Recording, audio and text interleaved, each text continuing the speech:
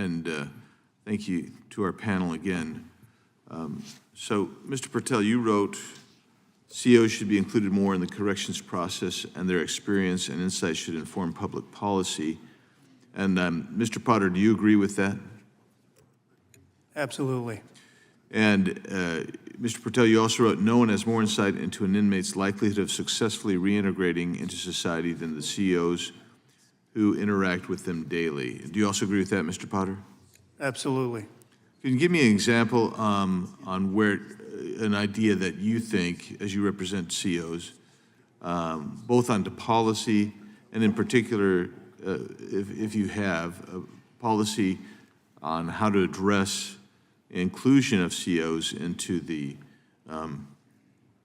procedure of determining reintegration into society? Yeah, I believe anytime there's a consideration for early release, I think you should include those men and women that know firsthand how that person has conducted themselves throughout their time. I can tell you from my own personal experience, I've worked with many people that I totally believe should have went home. They were ready to go home, but I was not allowed to weigh in on that decision-making. And I do believe that when you talk to those that are closest and that spend the most time with these individuals, sometimes 16 hours a shift, sometimes longer, they know more about that individual than anybody else in the system. Mr. Patel, how would you integrate a CO into that process? I do think coming up with a mechanism to have their voices inputted into that, I think that they can both be on an individual level within the institution on what that individual person is what their likelihood is to recidivate, and what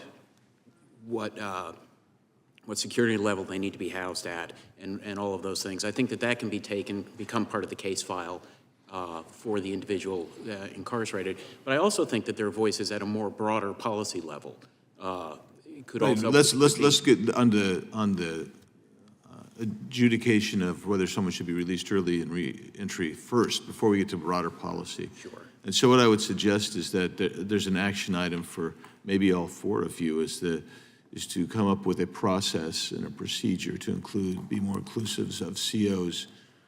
And if I could, I'd ask you to get on that and get us something back.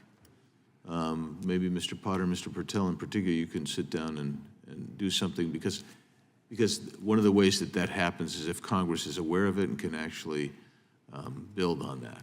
So I would challenge you to do that. And Mr. Wild, what do you think are the factors that most likely predict whether an inmate will return to prison? So we often say that nothing magic happens upon release. What you were doing the day before is a good indicator of what you'll do afterwards. And so we've been purposeful in trying to implement communities of practice where people practice values of what we call good citizenship. They're seeking out pro-social community, that they're taking responsibility, that they're transitioning from being consumers to producers. No longer does the world happen to an individual, but they happen to the world.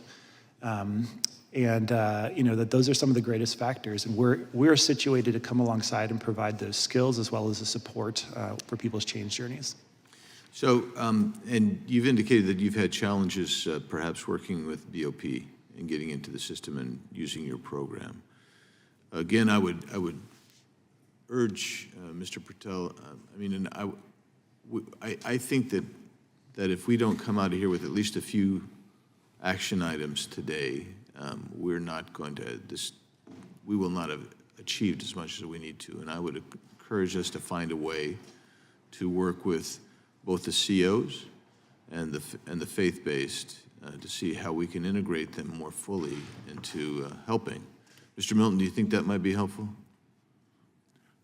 Sounds like a good solution. Man, I've never heard anybody say that about any of my ideas before. Glad to hear that, Mr. Milton.